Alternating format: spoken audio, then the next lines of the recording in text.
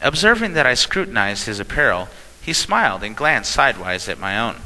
I did the same, and it flashed upon me instantly that instead of being habited after the fashion of the Occident, I to others must present the appearance of a sultana of the ancient East. Again my eye met his, and in that meeting there was a mingling, too, for I felt and knew that he was mine, and I his own, that we two were henceforward to be as one, for a period of at least, if not forever. Poor me!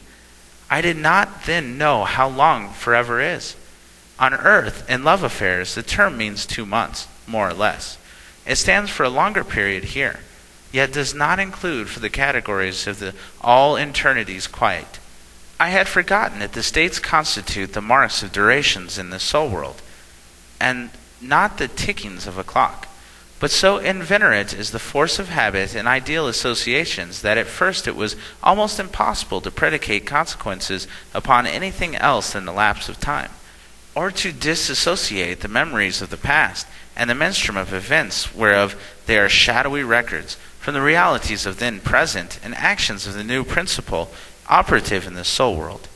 Besides this, I had been therefore deeply tinctured with the folly essence, so much of which has been distilled by modern Euless and would-be philosophers, to addle the brains of sensible people and to dilute what little of common sense themselves the Euless might chance to possess. I had with thousands of others believed with the doctrine of eternal affinities was true, and that everyone would somewhere meet with conjugal partner in whose society all coming cycles of time would be joyously passed.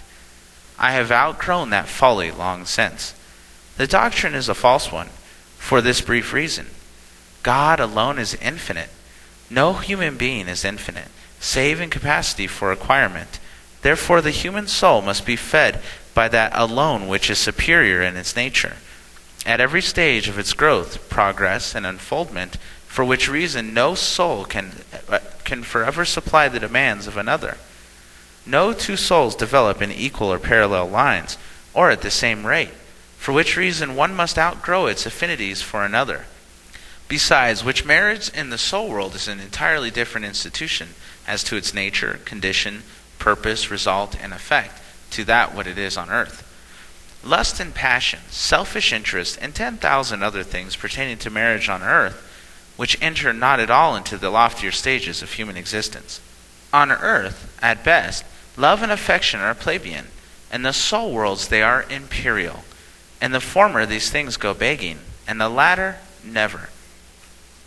On earth, a person loving often embalms the loved one in his or her own sphere, and then clings to the worthless thing thus infiltrated, thus loving the self and not the other. Being therefore all one side, there is no mutuality. Such is not the case in the sunny land. The glowing sun of the Orient drew near to me, and I to him. Our spheres touched, they blended, and in an instant I knew more of what love and tenderness really meant than in all the long years I had lived before.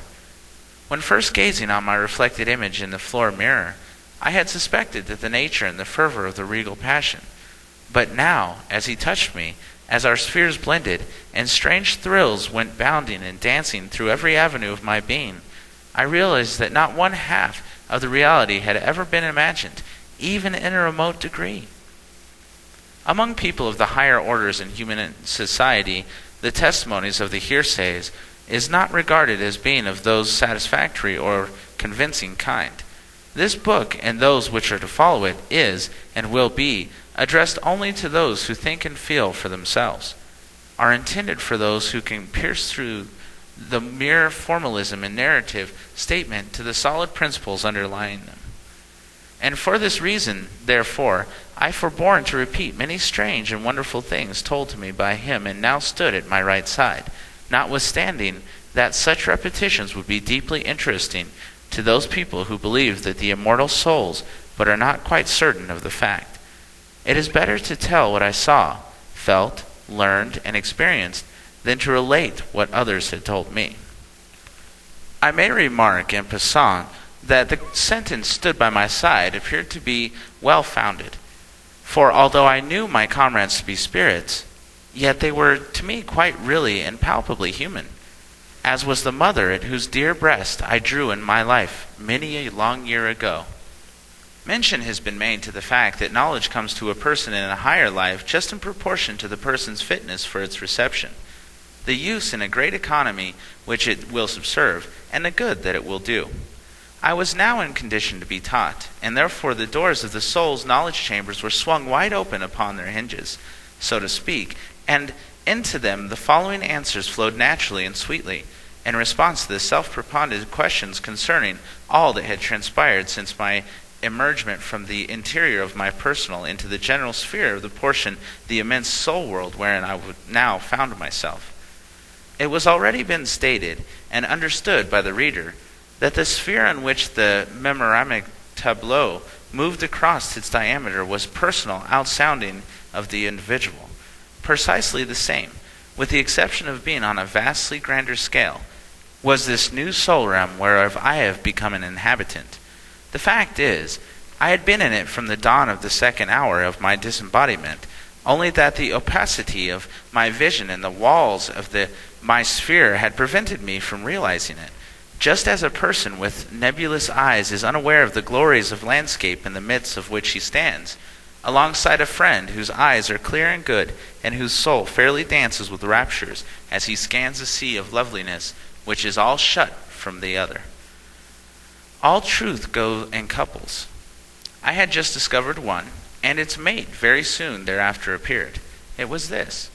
What I had thought to be an attempt to break down the walls of my circumvented sphere proved now not to have been the work of another, but the result of the operation of the law of the soul, that of intromission, but which law does not act until after certain others have effected peculiar changes in the individual, just as grace and resignation succeeded the tumult and agony of repentance and remorse. This law of intromission finds its humble analogy in the grub and subsequent gold-winged butterfly, and also in the chick, whose tiny bill perforates its hard surrounding stone and mortar sphere, for it's battered and pecked all sides at the prison shell and cell when the process of incubation is nearly finished, whereupon the bird enters upon a new phase of existence. And so also does the human soul, when its period is completed. All nature is a system of births.